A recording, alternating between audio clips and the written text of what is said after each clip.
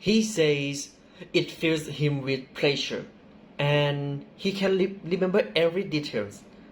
The first thing that he described are the weather and mountains, and the family which tell us he noticed small details and take pleasure in simple things.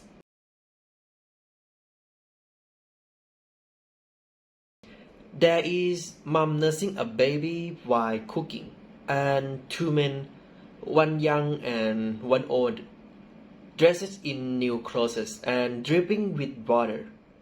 The thing that seems to be important to the family is their ability to maintain their dignity and respectability in the face of difficult circumstances. At first, they said morning to each other, and then the elder man asked the main character whether he had eaten anything or not, and then they talked about picking cotton. The tone might be a normal everyday life situation and kindness. It was a pleasant story to the narrator. I think the narrator might have been through some rough situation, and then he started to feel hope from the kindness in humanity. The answer is my Phugadung National Park journey. I traveled through Phugadung with my family. We departed from Mochit bus station to Phugadung National Park by a public bus, which took 9 hours. When we arrived, my family and I started walking up Phugadung National Park at 7 a.m. and peaked at 11:45. It takes about 4 hours each. While walking up the mountain, I thought it was terrifying because it was my first time climbing a hill. While whining that I would never come here ever again. In spite of that, the scenarios we experienced at the top of the mountain made me realize this place is beautiful and wide. The new detail I would like to add after reading is there is a wet fog with a warm light embracing the sun, such a worldwide view.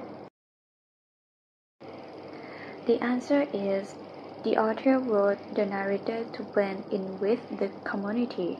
Using the words we like, we feel out of place, as they all appear out of now here and gathered here at the same place, as well as they all have identical fate, as the rebel who has to struggle for every single day.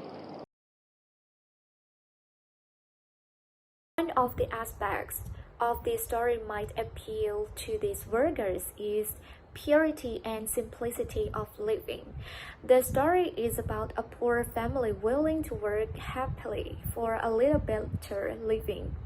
They are contented with whatever they earn. These groups of working people may appreciate the story's depiction of the natural world and the family's close relationship with the land. They may also relate to the family's willingness to work hard for a better life and their contentment with their simple way of living. One of my favorite sensory details is the description of the light standing out, faintly colored at the mountain rims with a rushed red.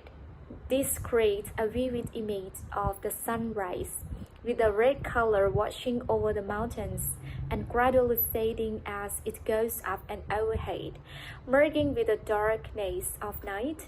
The use of descriptive language such as faintly colored, washed red, and merged with pale night is particularly effective in creating a sense of movement and transition, as well as evoking a sense of calm and peacefulness. Settings in Northern California in 1930s.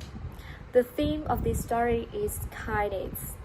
The main character is a man who is a writer, and the supporting characters are a young woman and her baby, a young man and an older man.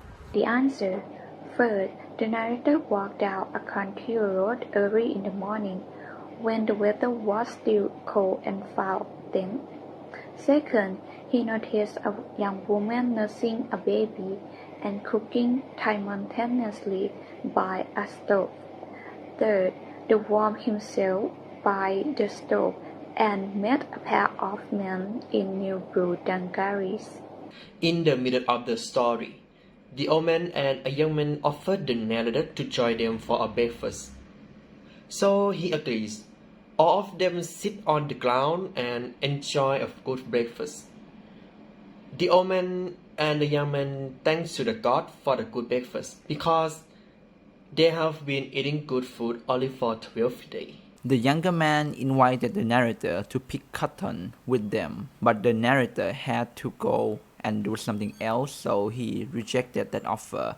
And it was a pleasant story for the narrator about having breakfast with those people.